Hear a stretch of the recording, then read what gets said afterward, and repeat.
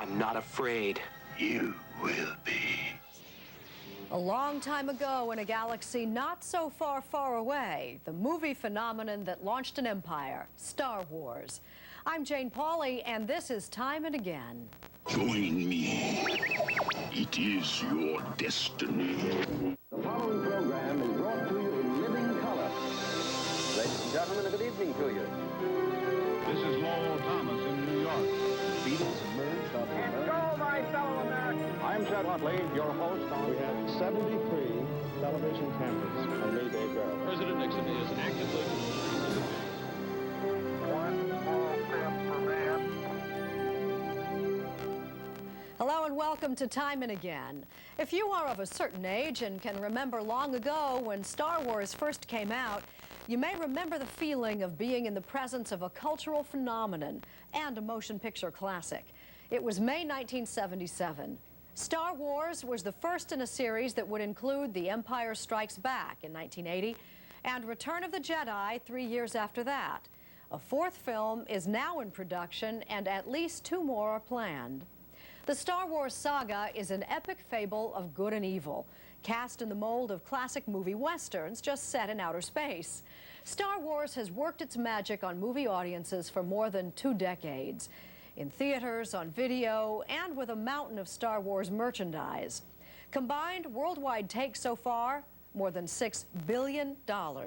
Don't underestimate the power of the Force. On this episode of Time and Again, we'll look at Star Wars over the years by way of the NBC News archives. The stars, the special effects, the phenomenon. Let's begin in June 1977, just days after it all began. If you don't know what a 100-year-old Wookiee is, he or it is seen here on the left, chances are you're going to find out. Douglas Kiker reports.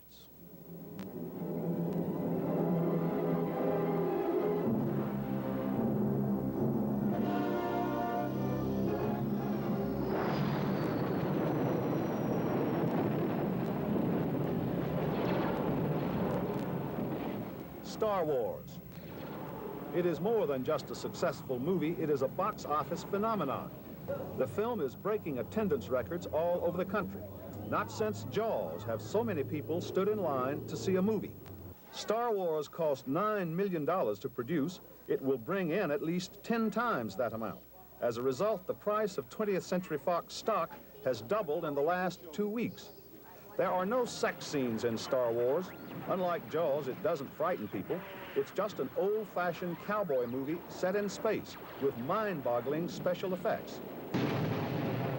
The only difference in Star Wars is that the characters ride spaceships instead of horses. It's old-fashioned, escapist entertainment, pure and simple, with no moral, no message. And it appears this is what just about everybody in the country is in the mood for. That was one explanation of Star Wars' success. There would be many others over the years. The special effects, the triumph of good over evil, and the appeal of the characters themselves. Luke Skywalker, Han Solo, Princess Leia. You know the actors who created those characters, but back in 1977, they were virtually unknown. One of the biggest movie hits this summer is Star Wars, and it is not unusual to meet a 9 or 10-year-old kid who has seen it 5 or 6 times. Star Wars has got spaceships and princesses, lovable robots, and evil villains in black capes. It ends happily ever after. That's nice. And with me are 3 stars of Star Wars. Carrie Fisher, who plays the princess, Mark Hamill, who plays the innocent and brave young hero, and Harrison Ford, the only movie actor named after 2 presidents, who is the dashing, daring space pilot who helps them all escape from danger. Good morning, all. Good morning. Is that nice to be named after 2 presidents? It's never come up before. I have not seen, with the exception of Rocky, in the last few years, the kind of audience participation and audience reaction for and to a film that we have for Star Wars. It's great to sit in a theater and see people really enjoy something like that. It's easy to be anonymous at this point, really. Nobody recognizes us when we go into a theater, which is a pleasure, I must say. Nobody recognizes you? Just one guy who'd seen it 12 times, and he asked me What's his reaction? out. He asked you out? Yeah. The princess. No, I first told him that I was the prize, that the 20th Century Fox officer had heard he'd seen it 12 times, and he got a free date with the princess and a bucket of popcorn. But he believed me. How do you audition for a film in which most of your acting is in front of a blue screen? Unbelievable the way this came about. I wish I could say I walked in and he said, "There's Luke Skywalker." I walked in, George was having joint interviews with Brian De Palma, who was casting Carrie. Every 5 minutes there was another person waiting just to talk, and I never saw a script. I got 5 pages after that initial meeting in the mail. They said, memorize it, show up, you're going to test with this guy. And believe me, I said, it was never that George Lucas ever said, well, this is what we're going to do. This is kind of a, he said, let's just do it. And you knew George Lucas because you were in one of his other big hits, American Graffiti, and very good in that, I must say. You've been in 2 enormous popular successes. American Graffiti is one of the top 25 money makers, and this is going to be sky high, you should pardon the expression. You 3 are young actors and actresses, and you work with one of the superb actors of our time, Alec Guinness. What was it like to work with that kind of a master, just like Olivier? I was shaking when I first met him, and he came to the lobby of the hotel I was staying at so that we could have lunch and get to know each other. And he's very shy. Took a while to get to know him, but as he loosens up, he's everything you would want. He is generous. He wants you to look good. He's humble to almost to the point of being annoying. You can't talk about Bridge on the River Kwai. No, let's talk about your career. So you figure, what should I tell him about, a soap opera I was on, or what? Was he like that with you, Harrison Ford? Yeah. He spent the first half hour of our acquaintanceship trying to get me a flat, on the telephone trying to get me a flat. He's enormously generous. Well, the name of the movie is Star Wars. It is going to be one of the biggest money-making movies of our time, no doubt about it, one of the big hits of the summer, and these are 3 of the non-robots. The stars of Star Wars with NBC's Gene Shalit in 1977. We'll make the jump to hyperspace and head for 1987 and Star Wars' 10th anniversary when Time and Again continues.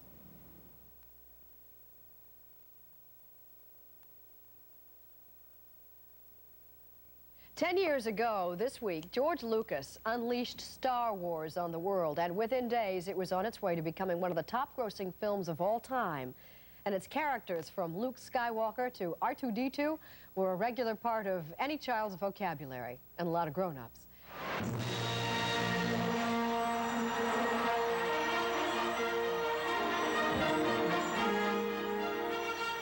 In November of 1977, just 6 months after it was released, Star Wars was already well on its way to becoming part of the American culture. Star Wars itself went on to become the 2nd largest box office hit, right behind E.T., while 3rd and 5th positions in gross sales belonged to Return of the Jedi and Empire Strikes Back, respectively. All told, the trilogy grossed some $4 billion. Star Wars generated all sorts of spin-offs. The merchandising has worldwide retail sales of more than $2.5 billion. The Star Wars radio drama appeared on National Public Radio, featuring 2 of the film's original stars. Oh, Master Luke, we're over here. Oh, have we reached the planet Alderaan yet, sir? There is no Alderaan, 3PO. Oh, I beg your pardon, sir, but I feel it's my duty to point out that you are in error. Why, I was there... It's gone. Somebody's blown it to bits now. Will you shut up and come on? And make it fast, or we're all dead. The movie added to our vocabulary. The only thing the president didn't tell us last night was that the evil empire was about to launch the Death Star against the United States. And the latest spin-off under the George Lucas affiliation with Disneyland is the state-of-the-art ride titled Star Tours. All of this began for hundreds of millions of people on a May day in 1977 when Star Wars burst forth from its faraway galaxy. I was the only girl in a boy's fantasy. So I was always the only girl with a lot of robots and hardware and bad hairstyles. I should have expected to find you holding Vader's leash. I recognized your foul stench when I was brought on board. Charming to the last. It was an innocent film in a cynical year. There were a lot of black and white anti-heroes in that period, and he was going back to the old serial days. I know my son was watching Captain Marvel, the old black and white Captain Marvel from 1948, and they say, you remember last time in the last exciting chapter, Captain Marvel and Billy Batson? And my son looked up and he said, look, Dad, like Star Wars. 1948 it was. How did my father die? A young Jedi named Darth Vader, who was a pupil of mine until he turned to evil, helped the Empire hunt down and destroy the Jedi Knights. Vader was seduced by the dark side of the Force. When it came to me in script form, I was in Hollywood on the last day of another movie, and I heard it was, you know, it's a script by George Lucas. Well, that meant something, you know, American Graffiti and so on. I thought, it's, you know, this is a new generation, lovely. And then I opened it and saw it was science fiction and groaned. I thought, oh no, they've got the wrong man. I started to read it, and I thought some of the dialogue was rather creaky. But I kept turning the pages. I wanted to know what happened next. And then I met George Lucas, fell for him in so far as I thought he was a man of enormous integrity, and bright and interesting. And I found myself involved, and thank God I did. Han Solo. I'm captain of the Millennium Falcon. Chewie here tells me you're looking for passage to the Alderaan system. Yes, indeed. If it's a fast ship. Fast ship? You've never heard of the Millennium Falcon? Should I have? Will there be another film in the Star Wars saga? Well, there are 6 other stories, and creatures are in the development stage. But at the moment, George Lucas is here on those same lucky Star Wars sound stages at Elstree Studio, England, executive producing a $30 million film titled Willow. It is described as a fantasy comprised of unique characters and full of special visual effects. But it is not Star Wars, and fans of the series will just have to wait. It's something I'll always, you know, I'll cherish the memories forever. It was a lot of fun. A lot of fun a long, long time ago in a galaxy far, far away. For today, Jim Brown, NBC News, Hollywood. That was 1987. 10 years later, Star Wars was still a force to be reckoned with. The movies returned to theaters in 1997, when Time and Again continues.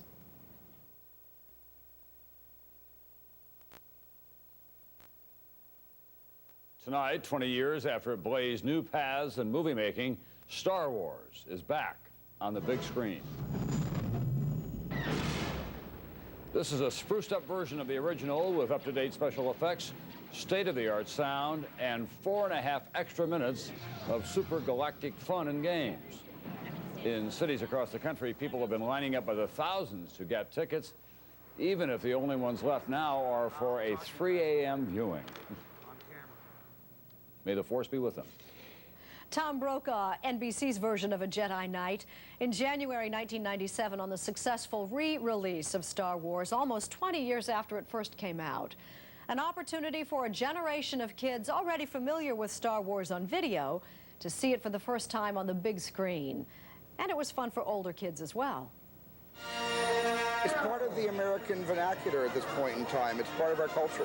What does it take to get Steven Spielberg, Hugh Hefner, and a 7-foot Wookiee together on a Saturday morning in Los Angeles? The answer is the 20-year anniversary of a film phenomenon as Star Wars blasts back onto movie screens in a new expanded edition. This will be a day long remembered. When the film came out, everybody said, oh, it's so wonderful, it's a great film, and everything. I said, well, it's about 60% of what I wanted it to be. I'm not real happy with it. And now you can see the film and see why I wasn't happy. The computer technology used in Jurassic Park has now helped change some 350 shots in the Star Wars trilogy. The cost? About $15 million, more than the budget of the original film. It's much clearer, much more beautiful than it's ever been, ever, even when it was first released. And then going back and taking scenes like Han Solo and Jabba the Hutt, which was a scene I had to cut because we just didn't have time to do the stop-motion animation for Jabba. Look, Jabba, next time you want to talk to me, come see me yourself. Don't send one of these twerps. The cut scene was filmed in 1976 with an actor standing in for Jabba. Over 20 years later, the creature could finally be added as a computer-generated image. We gave it to the CG artist, and they are artists because they actually really create this character. And they worked on it for about 4 months. And it's very difficult to get a wireframe model to interact with a real actor. And it was a very complicated process, but I think they pulled it off fantastically. I'm not afraid. You will be. What do you have to say about kids? Lucas and his team have more surprises ahead. This February and March, The Empire Strikes Back and The Return of the Jedi light up screens with new effects and new creatures. And in 1999, Lucas will release the first of 3 new Star Wars films. They tell the story of Luke Skywalker's father. You'll see in the trilogy, I mean, the new special edition, we've used a lot more digital sets, we've used a lot more digital characters, which is a kind of a prototype of what I'm going to be doing in the new movies. No one to stop us this time. The first trilogy has made over $1 billion. Not bad for a film series that didn't even get a premiere when Star Wars opened 20 years ago. So what explains its lasting, forceful appeal? Because it's a fairy tale. And I think we don't have a modern-day fairy tale. And we had everything that a good fairy tale has. We had a young callow farm boy. We had a cynical pirate. We had a wizard. We had a princess. We had hysterical robots. I mean, what's not to like? The Force will be with you, always. For today, in Hollywood, I'm Leanza Cornett. These days, it's hard enough for a new film to be a hit, much less a movie that's been around for 20 years. The successful re-release of Star Wars was a reminder of the saga's lasting appeal. The current reissue of Star Wars also has other studios scrambling, as the George Lucas epic still dominates the box office. It is useless to resist. This weekend sees the return of Chapter 2 in the saga, 1980's The Empire Strikes Back. When 20th Century Fox planned the re-release, it thought the first Star Wars would leave screens this weekend. Instead, Star Wars just passed the $100 million mark in a mere 4 weeks, all at #1. I like the sound of that. The Empire Strikes Back will also be seen in a new light, thanks to the kind of high-tech surprises viewers got in the special edition of Star Wars. But even George Lucas admits computers can't replace the human touch. Frank Oz doing a Yoda, that's about as brilliant a piece of puppetry as you're ever going to see in your life. And I can't repeat that in digital. So certain are you? So what is new in Empire? Well, about 100 special effects shots were digitally improved in this ice battle sequence. And you'll see more of Lando Calrissian's City in the Clouds, according to Irvin Kershner, who directed Empire. We had so much stuff jammed into these studios, into the studio space, that we couldn't really put anything outside any windows if we had them. Well, here's what George did. Now, when you're inside the city and the group is walking down the corridor, I was shocked. Here are windows, giant windows cut into the corridor walls, and you can see the city.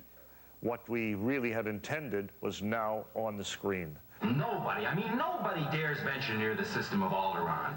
Finally, here's something you won't see even in the special edition. Screen tests of the stars-to-be, who helped change movie history. When R2 has been safely delivered to my forces, you get your reward. Well, how many more systems have to get blown away before you have no place to hide and are forced to fight? Don't you realize what's going on? 20 years later, the Star Wars phenomenon shows no sign of slowing down. And with Empire expected to make up to $90 million on its own, you may see all 3 films together soon in a multiplex not far, far away. Join me. It is your destiny. For today, in Hollywood, I'm Leanza Cornett. A look back to the 80s and the original releases of The Empire Strikes Back and Return of the Jedi. And we'll hear more from some stars of Star Wars on and off the screen when Time and Again continues.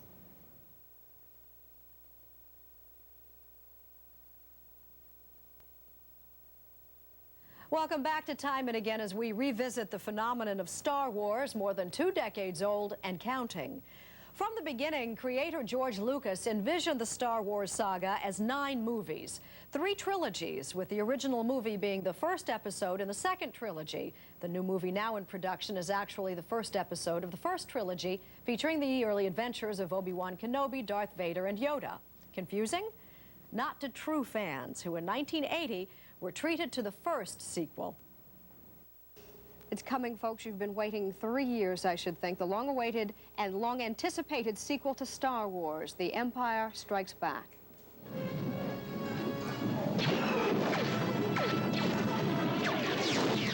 Echo Station 5-7. We're on our way.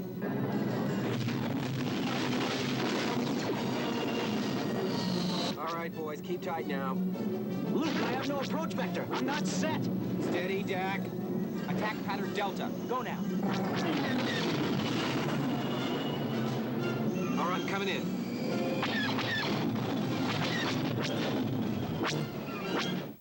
Mark Hamill is back as Luke Skywalker. Harrison Ford is back as Han Solo. And needless to say, Darth Vader is back waging more Star Wars against the rebels of long, long ago.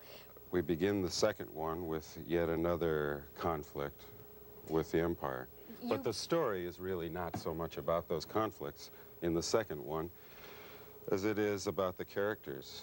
There's more complication of the characters in the second picture. In 1976, I signed a contract for 3 films, and those 3 films would tell the complete story. So what we have in The Empire Strikes Back is a second act, and all the problems in a second act, that is, you can forward the storyline, but you really can't solve all of the loose ends, so to speak. So what was the talk, I can remember 3 years ago with Star Wars when we were anticipating more and more films to come, of not a sequel, but a prequel or...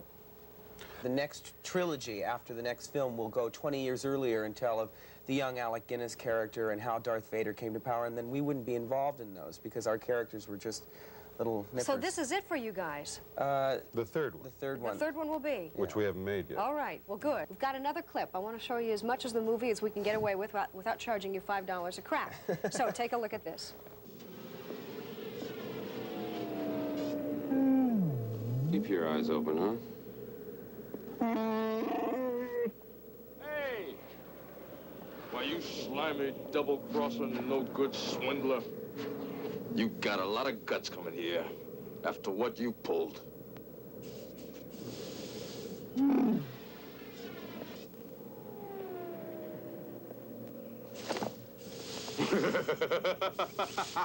How you doing, you old pirate? So good to see you. I never thought I'd get to see you again. Well, he seems very friendly. Yes, very friendly. Is this as good as the first? I'm mostly excited because you see a real growth in the characters. I chose to play Luke in the first one in a specific, very innocent, very young style, so there would be a contrast, and I really feel that my character's paying off now, and then you will see a different set of characters in the third one because there is a progression.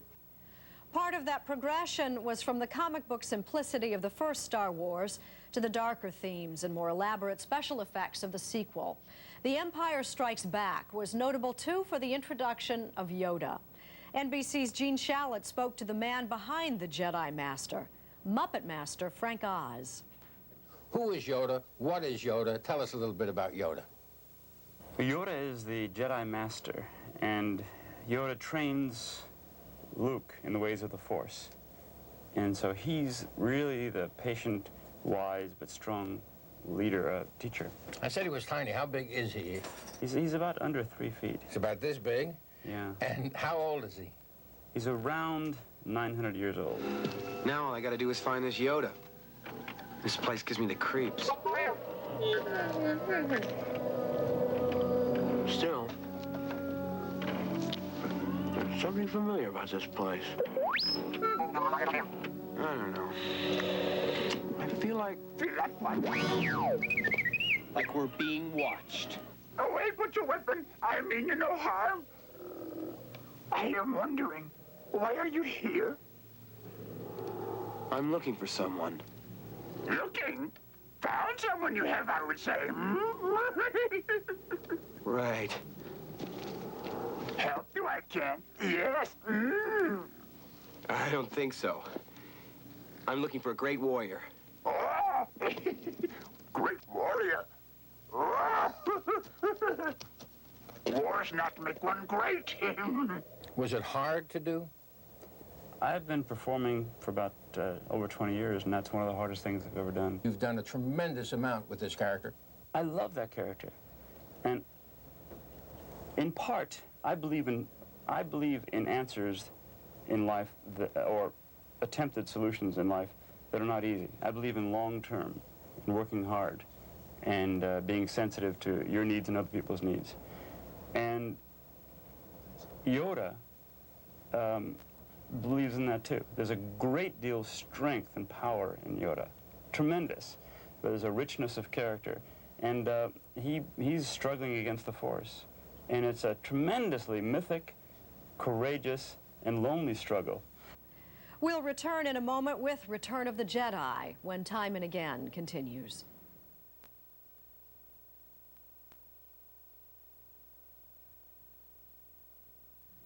In 1977, the first Star Wars movie introduced the saga's characters and set up its premise, the struggle of valiant rebels against an evil empire. In 1980, The Empire Strikes Back picked up where Star Wars left off, and the trilogy was completed in 1983 with The Return of the Jedi. The young hero of all three chapters, Luke Skywalker, played by Mark Hamill. NBC's Jim Brown spoke with Hamill in 1983. Get the gun! Point at the deck! The forceful Jedi taking charge is Luke Skywalker, played by an older and wiser Mark Hamill. Is Darth Vader my father?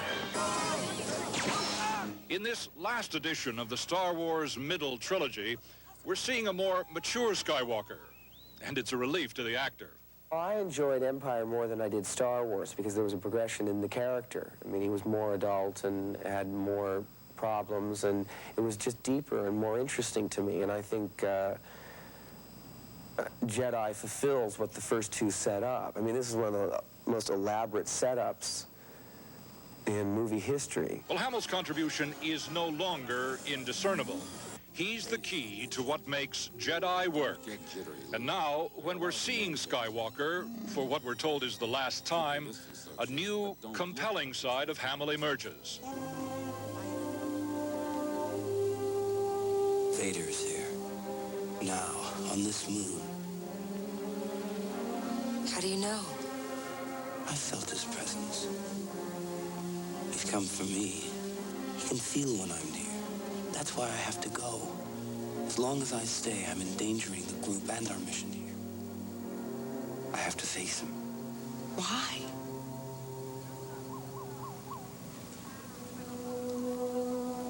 He's my father. Even before Return of the Jedi premieres next week, people are wondering if there will ever be another installment in the Star Wars saga. Our man in Hollywood, Jim Brown, concludes his week-long series on the new movie with just that question.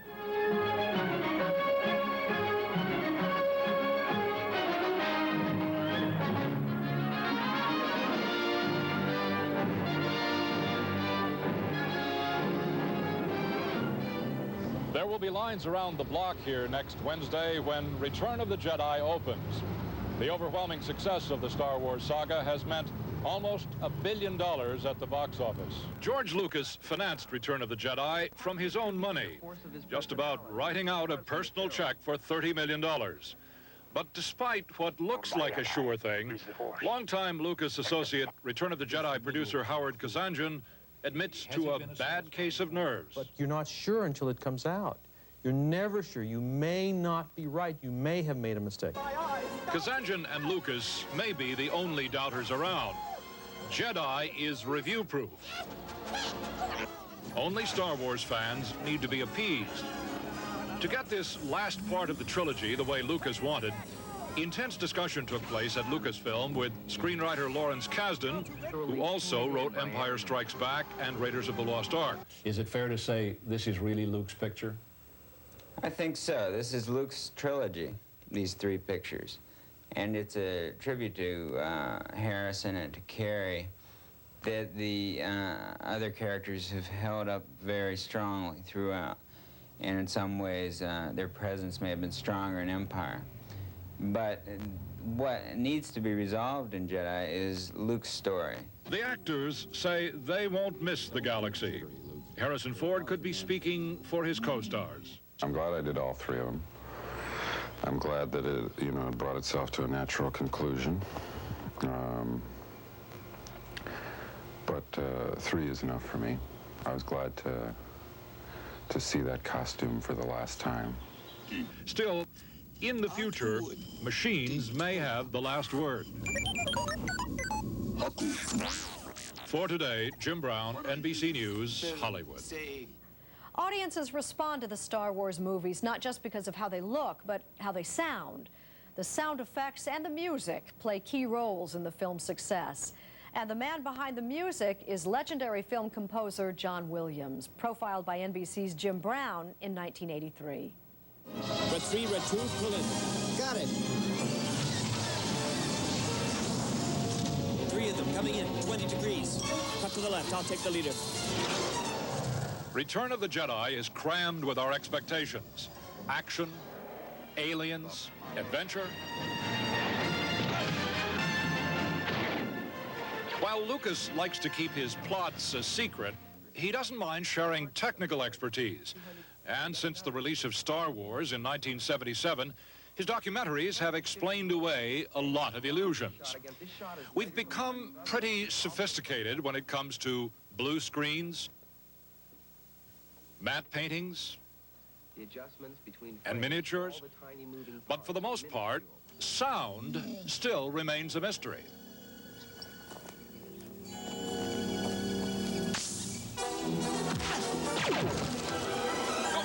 Go! Great. Come on.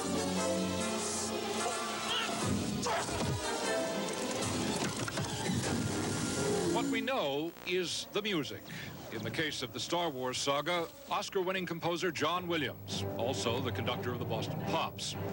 His music often gives the films the emotional impact Lucas shortchanges. For Return of the Jedi, the notes flowed. Williams covered almost the entire movie with music.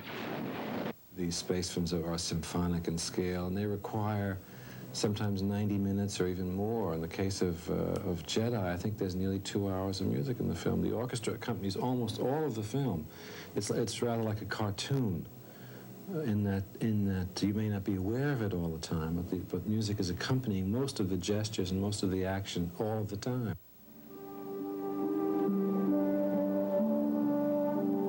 In the case of Star Wars, the music is so romantic and grandiose, you know, in a symphonic sense, that it adds a kind of breadth and a kind of beauty to the film. We hope, if it's well done, that it wouldn't have without that. When we come back, Wookiees, Ewoks, Jabba the Hutt, and other Star Wars creatures, great and small. Stay with us.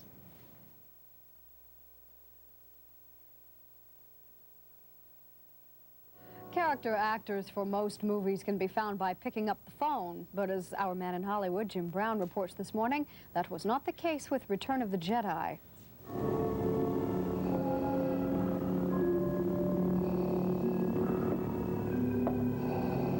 You are unwise to lower your defenses. Return of the Jedi is well on its way to becoming the most successful movie of all time, beating out the previous box office record held by E.T. Contributing to Jedi's tremendous appeal is the proliferation of intergalactic creatures. More creatures are in Jedi than in the other 2 Star Wars movies combined. Can you see?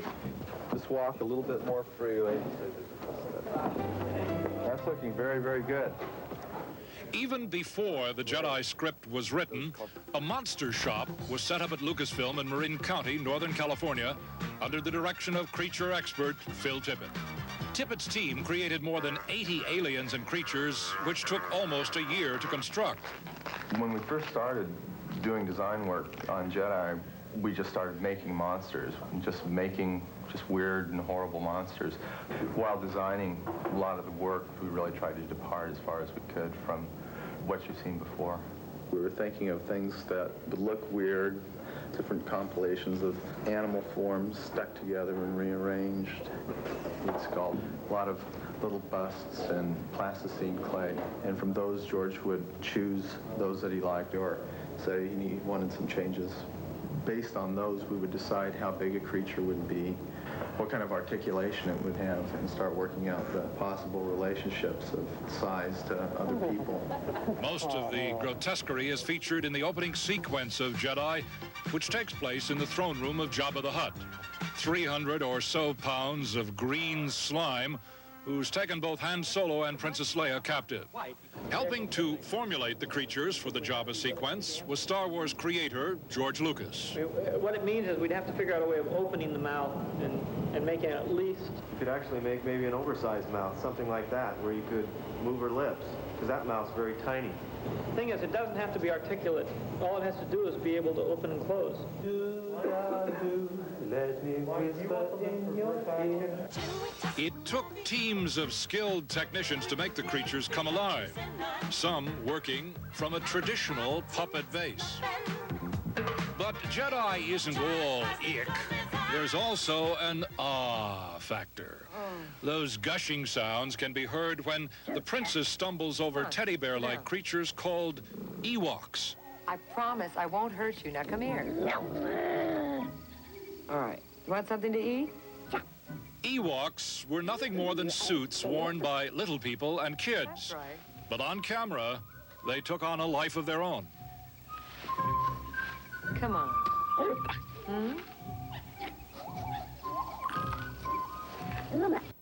Ewoks, the cutest aliens you ever saw. Star Wars creator George Lucas actually ordered his designers to make Ewoks cute, to make their enemies in the Empire look all the more evil. May the cash be with you when Time and Again continues.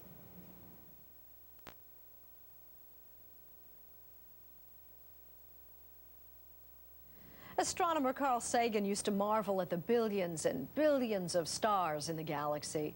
On planet Earth, those kinds of numbers can be applied to Star Wars and the billions of dollars it has raked in over the years. NBC's Mike Jensen had a look in 1983. Actor Mark Hamill arriving for a preview showing of Return of the Jedi. Actress Carrie Fisher. Inside, an assault on the senses by this third in the Star Wars trilogy, the most expensive yet, $8 million worth of special effects alone. Carrie Fisher playing Princess Leia. Mark Hamill playing Luke Skywalker, discovering the truth about Darth Vader. He's my father. A high-speed chase through the Redwoods. The Star Wars series has been the most profitable in the history of movie making.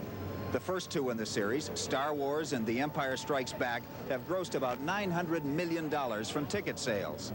But that's only the beginning. Merchandise tie-ins have brought an additional $2 billion in retail sales.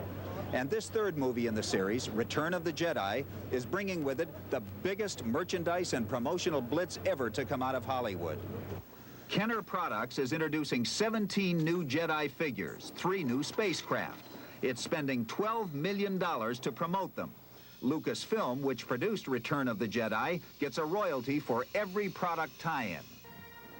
For records, cookies, books, video games, clothing, bubble bath, toothbrushes, portraits of Jabba the Hutt and the Ewoks, even a Darth Vader speakerphone.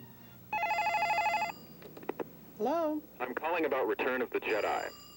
Burger King expects to sell 16 million Jedi glasses for 49 cents each and increase its sales by 7 to 10%.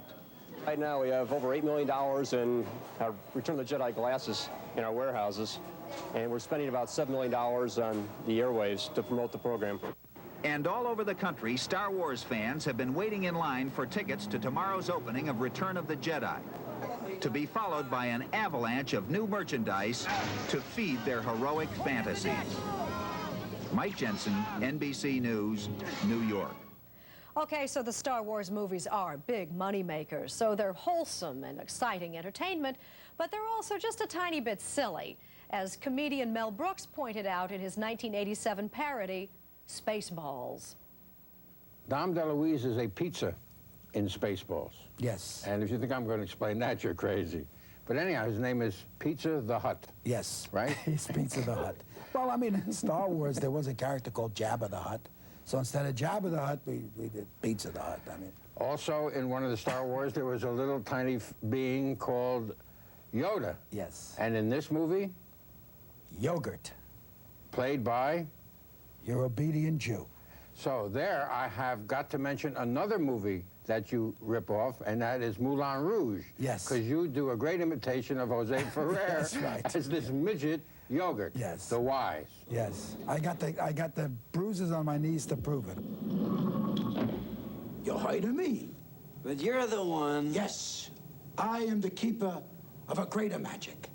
A power known throughout the universe as the... The Force? No. The Schwartz. Schwartz. Yes. The Schwartz. But Yogurt, what is this place? What is it that you do here? Merchandising. That character is really a part of me. I know that guy. He lives in apartment 4B. I read in the paper something very sad, that you have a deal with Lucas that there will be no merchandising of the little dolls and so forth from Spaceballs. Right. And I wanted to buy Yogurt. Walk this way. Take a look. We put the picture's name on everything. Merchandising, merchandising, where the real money from the movie is made. Spaceballs the T-shirt. Spaceballs the coloring book. Spaceballs the lunchbox. Spaceballs the breakfast cereal. Spaceballs the flamethrower. The kids love this one. Last but not least, Spaceballs the doll. Me.